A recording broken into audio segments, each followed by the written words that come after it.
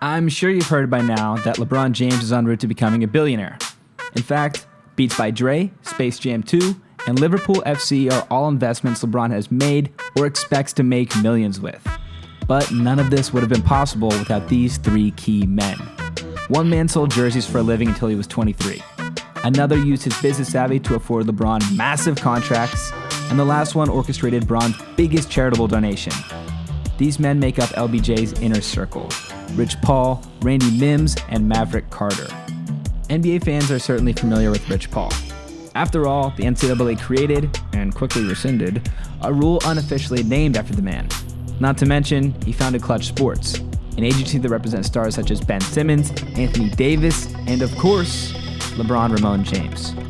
Paul is undeniably a big deal. Maybe the most important non-player owner in sports today.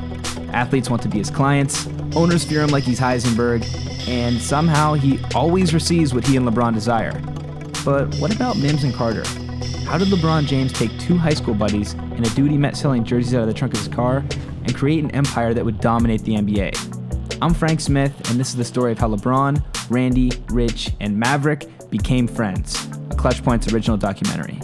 Let's start off with the most mysterious member of the Four Horsemen, which is a nickname the members have bestowed upon themselves: Randy Mims. Randy? Who's Randy? Randy. Randy Mims is far more low-key than any of his friends.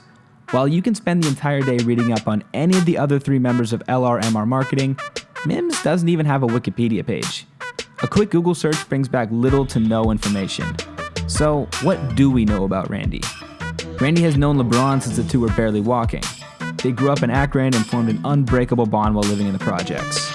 When LeBron left to the NBA straight out of high school, Mims got a marketing degree and began working for AT&T. However, as we know now, he wouldn't be designing cell phone plans for too long. The King soon brought him on as his personal assistant and manager, and he eventually became a player liaison for the Cavaliers. Now, per The Athletic, Randy is a member of the Lakers front office. Where LeBron goes, Randy is not far behind. Moral of the story: next time you go to the cell phone store and you want to give the dude a hard time because a screen protector costs $30, just know the guy behind the counter might one day be in the Lakers front office. Maverick Carter is next, one of the most business-savvy members of the group. Like Randy, he has known James since the two were youngsters. In fact, they played ball together in high school. Carter played guard for St. Vincent St. Mary's, but was nowhere near the player LeBron was. Which, hot take, applies to 99.9% of the entire human species. After a year of college ball at Western Michigan, Carter put his business intellect to work. One of his most genius strokes came when LeBron was participating in the '08 Olympics in Beijing.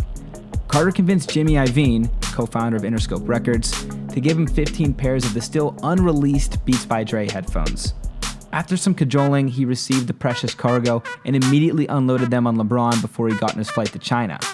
Carter instructed James to give one pair to each of his teammates.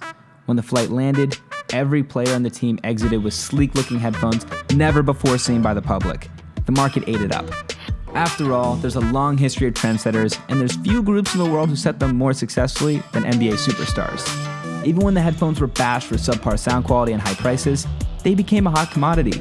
Because the top athletes in the world rocked Beats, consumers were willing to drop a few $100s to look like their role models.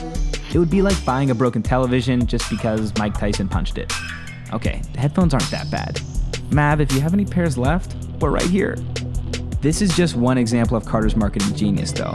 He has engineered LeBron's commercial deals and documentaries. He negotiated the deal that landed the King partial ownership of Liverpool FC, which won the UEFA Champions League in 2019.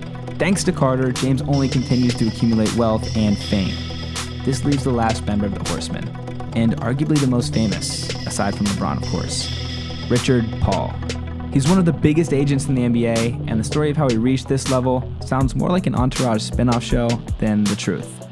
As you probably know, Paul did not attend college. He was forced to fend for himself after the death of his father in 1999. To make money, he would import jerseys from Atlanta and sell them out of the trunk of his car in Cleveland. One day, LeBron wandered upon Paul in an airport, and a jersey caught his eye. The two struck up a conversation and hit it off after Paul sold James a Magic Johnson jersey. Now, shortly after LeBron was drafted, he extended an official invitation for Paul to join his inner circle. And with that, Rich Paul was on his way to fame and fortune. Within 10 years, Paul owned his own agency. Within 15, he was representing names like Anthony Davis and Draymond Green. Over the course of LeBron's career, Paul went from pitching jerseys on the street to pitching NBA teams to sign the men whose names were on those jerseys. All of these men went from growing up in poverty to making enough money to provide for generations to come.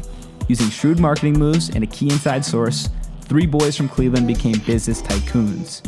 Huge thanks to all who watched and to the tremendous team at ClutchPoints who produced this. I'm Frank Smith. You can follow me at FMS_Frank Smith and follow ClutchPoints at ClutchPoints. If you're not subscribing to us on YouTube, you're just missing out. All of our best content is there. If you love our pages on IG or Facebook, I can guarantee you'll love the YouTube channel. So do that. In the comments on this one, tell me which NBA story you want to hear next. Until next time.